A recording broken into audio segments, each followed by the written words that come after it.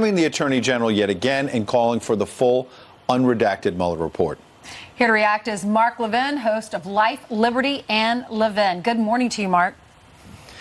Good morning, and it's always good to wake up to a slip-and-fall lawyer like Jerry Nadler. And they'll bring their lawsuit and they'll lose. So this is all about the press.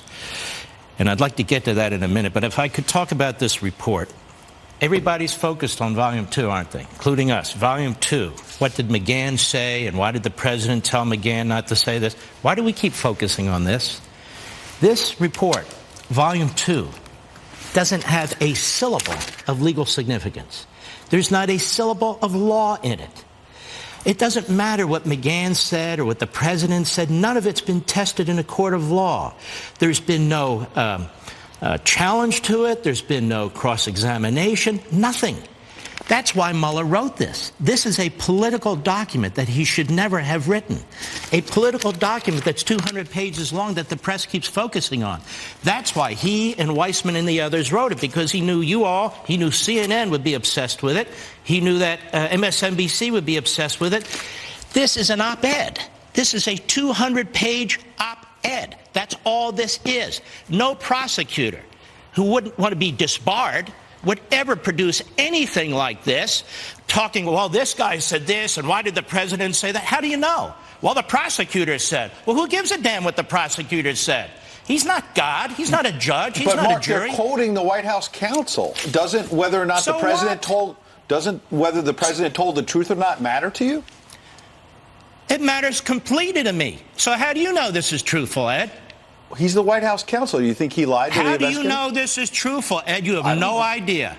You know that the prosecutor put words in here that he was told by another individual. That has never been challenged. President says he didn't say that. So you have no idea. I have no idea. That's why we have a court of law. That's why prosecutors, damn it, are not supposed to write essays like this. Now we have a special counsel. And the Democrats knew a special counsel could write a report. They're not focused on Volume 1, which is legal, which does cite law, which was an investigation that found no collusion. That was the purpose of the investigation. Obstruction was not the purpose of the investigation, and he didn't have an obstruction case against the President of the United States, or he would have brought it. I'm using plain English so even Joe Scarborough and Jake Tapper can understand this. Volume 2 is crap. Volume 2 was written for slip-and-fall lawyer Nadler, slip-and-fall lawyer Schiff. That's why he wrote it. He knew the media would run with it. Volume 1, Mr. Mueller should have come up to a microphone 12 months into his investigation and announced to the American people, I have great news. The president didn't collude. His campaign didn't collude. There's no collusion. I'm shutting down this investigation. I got Manafort. I'll give it to the U.S. Attorney in Virginia. I'll give this one to the Southern District of New York. He didn't do it. Why didn't he do that? And right to the end, they're trying to get the president's in-person testimony about something he knew never happened. Collusion. And yet, why is this report even faulty? How can you talk about Russia interference in our election and ignore the Hillary Clinton campaign and the DNC and the senior level of the FBI that's been wiped out by their own conduct? How in the world can you do that, not interview Barack Obama and Susan Rice and all the rest of them? This is a hack job. Now, where are we here? Where are we here? From my perspective, it's now a matter of the American people versus the press. Or I would call them the unfree press. We had a report by the Shortson Center at Harvard. It's going to be in my new book. The first 100 days of coverage of Trump presidency, they looked at 7 major media outlets, including Fox. CNN and NBC, 90% negative. The rest of the media, 70 to 80% negative. Fox, 52-48 negative to positive, the only even-handed one. And they said, this is Harvard, not me, in every dimension, the reporting was overwhelmingly negative. This isn't a free press. This isn't serious. They keep bringing this fool Nadler up there. He's going to bring a phony lawsuit. He's going to subpoena this trashing of an attorney general of the United States who followed the law. I want the American people to understand something real fast.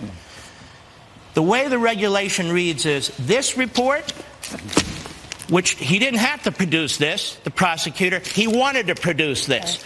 This report goes to the Attorney General of the United States. He's not an observer. He's in the regulation.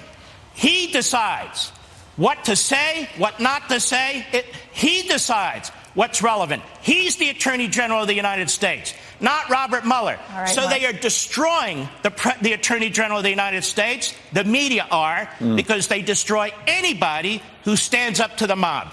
Well, we're going to see, because the Attorney General is going to be up there on the first and second. I think he'll just do fine for himself, and then we'll go from here. Mark Levin, we're going to watch you on the weekend, Life, Liberty, and Levin. And we're going to go Saturday and Sunday. And it's not too early to pre-order your book, right? It's never too early, as you well know, Brian told me. On freedom of the press. All right, the great one. Thank you, Mark. God bless. See, you are a God morning bless person. you. He's got to join us more. All right. We always welcome him. All right, today is Good Friday as Christians around the world honor Jesus' sacrifice on the cross. Coming up, Timothy Cardinal Dolan is here live with an Easter message on this holy weekend. Walking into the Partridge Family. Good to be here.